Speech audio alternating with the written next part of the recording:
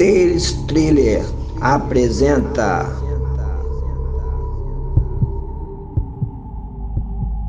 O Andarilho Noturno. Em intercaladas madrugadas, ao pleno despertar, como de costume, fazemos o serviço obrigatório de transportar leite nas adjacências da região pobre e inóspita do interior da cidade em que vivíamos. Se não me falha a memória, 2 vezes na semana, para ser mais exato. Éramos apenas crianças beirando os 6 a 8 anos de idade, e mesmo assim sabíamos da importância da nossa missão, que era nos imposta, mas com um tremendo e gratificante significado. Seria para alimentar meus irmãos que ainda estavam em suas fraldas de tecido. O local onde então iríamos era distante e deserto. Passávamos por áreas sombrias e medonhas. Os sítios eram abandonados, açudes silenciosos e alguns pinheiros altos que de certa forma decoravam toda a região com um teor tenebroso e lúgubre.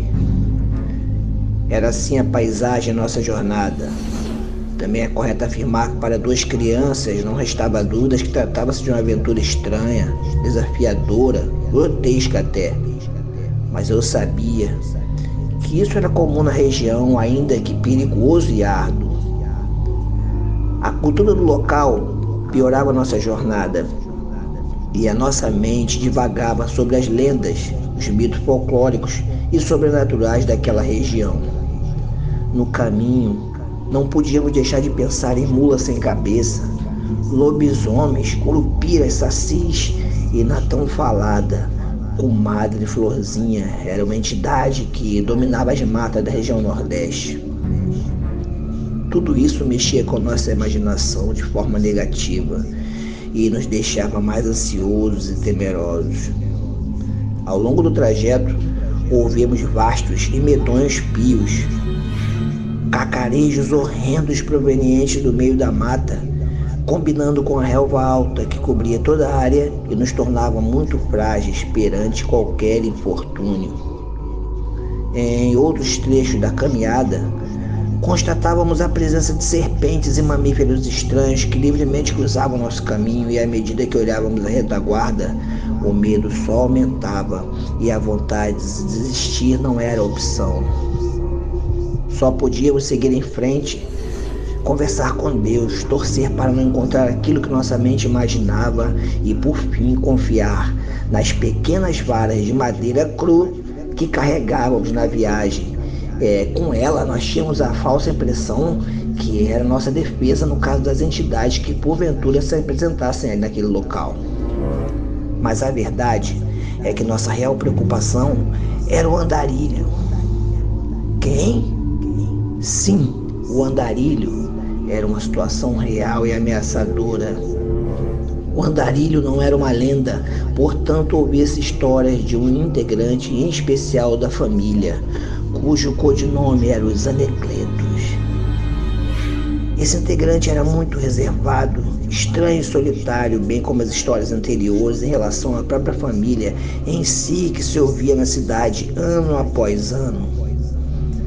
Esse indivíduo perambulava nas madrugadas por aquele local sem destino, sendo visto em regiões sombrias e torpes, o qual lhe deu o título de O Andarilho das Sombras ou Andarilho Noturno. Éramos pequenos demais, então qualquer movimento na mata ou sons estranhos ficávamos tremendo de medo, e a possibilidade de encontrar o tal andarilho já nos tornava frágeis e inseguros antes mesmo de sairmos de nossa humilde casa. Em uma dessas madrugadas, eu e minha irmã saímos novamente em busca do desconhecido, como sempre passando em frente aos vilarejos do deserto, as matas fechadas e toda sorte de paisagens sombrias. À nossa frente, a vastidão de eucaliptos comparados em sua magnitude de arranha-céus trancados, e dos lados cercas margeavam a grande estrada de barro batido. Mas nesse dia, eu estava mais desconfiado que nos dias anteriores e sentia em mim o peso da responsabilidade por ser alguns anos mais velho. Por vezes observava ao meu lado minha irmã carregando as vasilhas de leite ainda vazias, na esperança de enchê-las, é claro. Ao nos aproximar da sombria casa dos Anacletos, observamos cães de guarda que nos observavam rosnando, porém nada de anormal, a não ser o portão que estava estranhamente escancarado à própria sorte. Na verdade, eu nunca os tinha visto a olho nu. Nós então nos lamentamos da tal madeira que trazíamos e a utilizamos para debelar os cães, o qual foi muito útil, e mesmo seguindo viagem nos questionamos sobre o portão aberto e quem da família poderia dali ter saído tão cedo sem se preocupar em fechá-lo. Algum tempo à frente, caminhando e antes que o sol nascesse, algo na mata à direita chamou nossa atenção. Vimos dentre a relva alta um movimento contínuo, como se alguém andasse de um lado a outro, e a curiosidade falou mais alto que a razão. Havia antes disso uma vasta árvore tombada, que cuidadosamente tratamos de transpassá-la, e o movimento ia ficando cada vez mais próximo de nós. Quando com nossos pequenos braços abrimos a relva, nos deparamos balançando de um lado para o outro. Um corpo que parava dependurado, em princípio inerte, numa forca sob a batuta de uma corda média de sisal, partindo diretamente do galho frondoso de uma jaqueira adulta, e podemos ver claramente um homem com bastante quantidade de língua em tom roxo que saltava para fora daquela boca salivada. O pescoço massacrado e esfolado pela corda, suas pálpebras estavam entreabertas e suas pupilas recrutavam o cheiro da morte. Em princípio ficamos paralisados, querendo em nossa inocência aceitar tudo aquilo e digerir aquela cena horrenda. Rapidamente nos entreolhamos e disparamos em sentido contrário, como projéteis retilíneos recém-saídos de uma arma de fogo. E corremos pelo caminho de volta sem parar um segundo. A verdade é que já estávamos aproximadamente na metade do caminho quando o vimos. E em algum momento, naquele frenesi, me lembro bem de ainda ter coragem de pensar, ousar pensar, e como seria voltar para casa sem o leite e enfrentar a decepção da nossa mãe. Ao chegarmos ofegantes e apáticos em casa, relatamos o ocorrido à nossa mãe, que olhou-nos com preocupação e nos acompanhou diretamente à família deles. Lá chegando, ainda bastante escuro, pela primeira vez minha mãe teve com o senhorio da casa, que parecia já nos aguardar estranhamente naquele dia, e ainda que não a cumprimentassem, ela disparou. Não sei se posso dizer bom dia, mas meus filhos, ao se afastarem de suas terras alguns quilômetros à frente, depararam-se com o corpo de um rapaz balançando em um possível cadafalso caseiro. Vocês saberiam dizer algo sobre isso? Eles não puderam constatar quem era, mas por estar próximo da sua casa, talvez vocês saibam. O senhorio olhou desconfiado e nos informou que o filho realmente não estava em casa. Disse apenas isso. Logo o filho, que sempre sumia pelas madrugadas a ermo, como ouvíamos muitas vezes nas histórias dos mais antigos.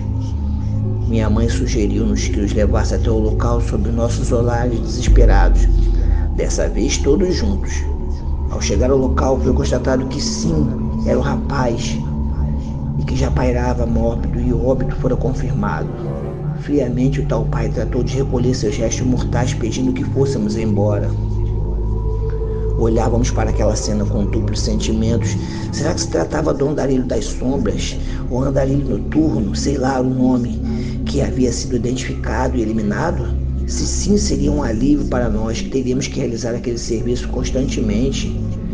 Se não, ele poderia ainda estar solto nas matas, e o pobre rapaz na jaqueira seria apenas mais uma vítima dele. É claro que após alguns dias e a história do enforcamento sem esclarecimento se espalhar pelas redondezas, retomamos nosso serviço, e por muitas vezes, ao passar próximo daquela jaqueira, ainda antes do nascer do sol, ouvíamos claramente o ranger da corda de sisal balançando o mesmo corpo naquele local, e passávamos ao largo dela sem sequer ousar olhar diretamente para ele, até completamente nos afastarmos, mas o olhar de lado, com teor de curiosidade, nos dava conta de que o balanço era real, e não era só eu que via, também minha irmã. apesar de claramente vê-lo ser recolhido dias atrás. O intrigante de tudo é que durante muito tempo observávamos o corpo apenas na ida da viagem. Na volta, ele não estava lá. Anos depois, quando não era mais necessário cumprir esse serviço, pescava eu uma conversa dos meus pais com vizinhos antigos. Escutei-os sussurrando sobre este assunto que já ficara no passado, exceto em minha mente. Os vizinhos diziam que essa família nunca aparecia para ninguém, principalmente em locais públicos. Nunca receberam ou visitaram alguém. A justiça do local, nem a polícia elucidaram os fatos e, classificando como suicídio, encerraram o caso. Os habitantes ficaram horrorizados, mas o tempo fez com que a maioria deles esquecesse a tragédia. Não se ouvia relatos familiares do morto na cidade ou comércio onde tenham passado. Apenas a lenda de seu nome, que fora passado de época em época. Também a possibilidade de um membro da família ser o andarilho e a dúvida de ter a certeza que todos juntos vimos o corpo ser recolhido por eles. E seu breve diálogo com minha mãe, que sabe-se lá porque sempre evitou nos explicar o ocorrido, que era óbvio, porém obscuro da nossa infância, e que nunca nos foi esclarecido de fato, tornando o andarilho uma lenda ou um serial killer, sei lá, que até hoje não foi revelado. Fim do conto.